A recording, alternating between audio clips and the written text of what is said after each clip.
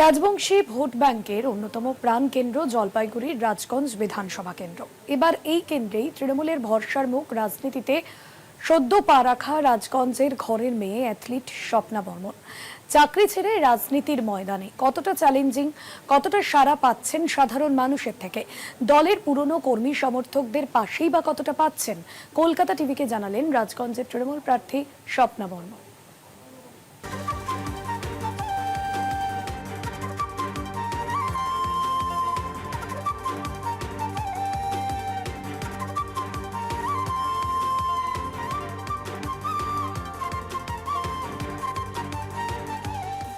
রাজগঞ্জ বিধানসভা কেন্দ্র জলপাইগুড়ি জেলার একটি অত্যন্ত গুরুত্বপূর্ণ তপশিলি জাতির সংরক্ষিত আসন।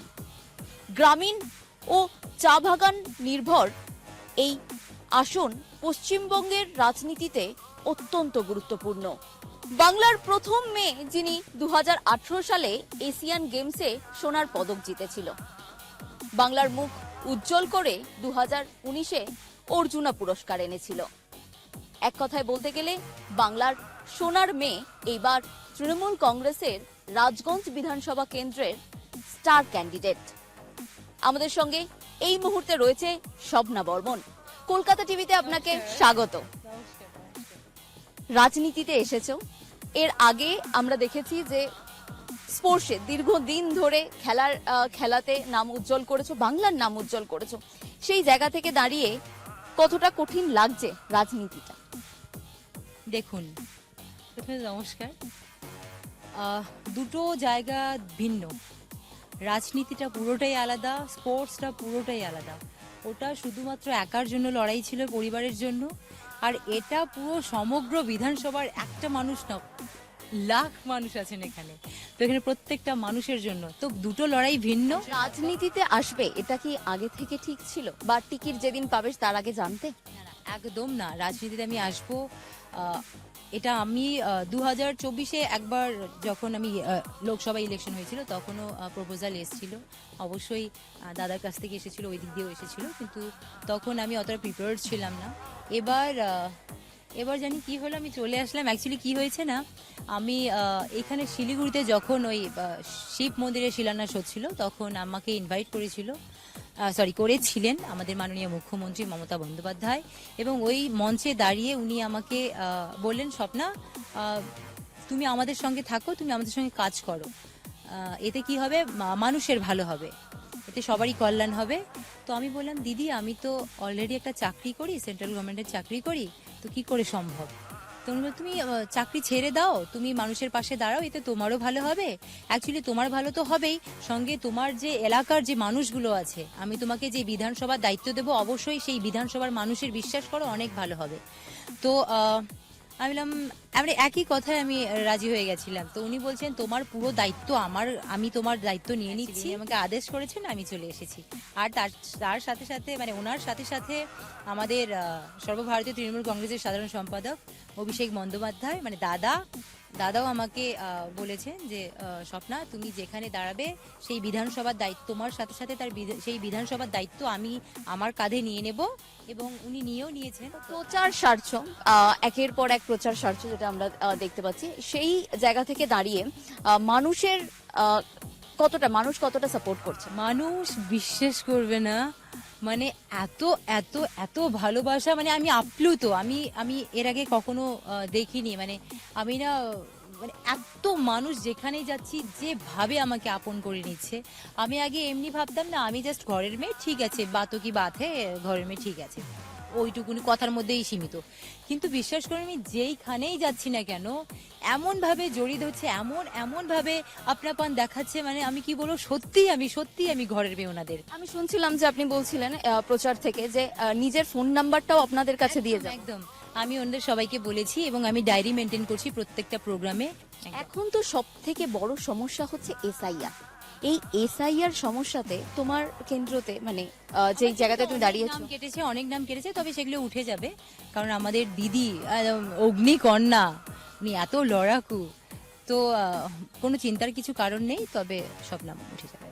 এতদিন ধরে অ্যাথলেটিক এ তুমি রয়েছো, সেই অ্যাথলেটিকে এশিয়ান গেমসে যখন তুমি প্রস্তুতি নিচ্ছিলে, সেই প্রস্তুতি বেশি কঠিন ছিল নাকি রাজনীতির ময়দানে নেবে এই যে প্রতিদিনের প্রচার, এটা বেশি কঠিন? কি মনে হচ্ছে? প্রথম দুদিন আমার ভীষণ কষ্ট হয়েছে, কিন্তু তারপর যখন দেখলাম যে আমার জন্য মানুষ এতজন ভিড় করছে, লগভগ 10 থেকে 15 মিনিট, কোথাও কোথাও আধা ঘন্টা, এরকম একটু একটু টাইম লেগে যাচ্ছে আসতে, ওনারা তবুও অপেক্ষা করে একদম সুন্দর, মানে অপেক্ষা করে বসে থাকছে, তো বিশ্বাস করুন আমার একটুও কষ্ট হচ্ছে না। তৃণমূল সুপ্রিমো বা সেনাপতি অর্থাৎ অভিষেক বন্দ্যোপাধ্যায়, দুজনের থেকেই একদম একদম একদম সিমিলার সাপোর্ট পাচ্ছ। একদম একদম দিদিও যেমন সাপোর্ট করেন এবং দাদাও ঠিক তেমনটাই সাপোর্ট করেন। আমার যে কোনো প্রবলেম হলে আমার মানে দাদা যেটা আমাকে বলেছেন কি আমি সবসময় এখনো করি, আমি যা কিছু সমস্যা হয় ছোট থেকে বড়, বড় থেকে ছোট, এই ডিউরিং ক্যাম্পিং বা কিছু একটা কোথাও হয়ে গেল বড় কিছু, আমি প্রত্যেকটা জিনিস দাদাকে জানাই, মানে আমি মেসেজ করে দিই দাদাকে। যারা দীর্ঘদিন ধরে কাজ করে যাচ্ছে দলের জন্য, তারা যদি টিকিট না পায় খুব ক্ষুব্ধ হয়। সেই জায়গা থেকে তুমি, তোমার বয়স এতটাই ছোট, তুমি টিকিট পেয়েছো, দলের মানুষের থেকে কেমন, মানে একদম কর্মীদের থেকে কেমন সাপোর্ট পাচ্ছ? হ্যাঁ, আমি এখান থেকে অনেক সাপোর্ট পাচ্ছি আমাদের রাজগঞ্জ বিধানসভা থেকে। এখানে 4 বারের বিধায়ক ছিলেন হচ্ছে আমাদের, মানে আমি যাকে জেঠু বলি উনি আমাকে বুড়ি বলেন, খগেশ্বর রয় উনি, এবং অবশ্যই কৃষ্ণ দাস যাকে আমি কাকা বলি, আমাকে বাবা বলে।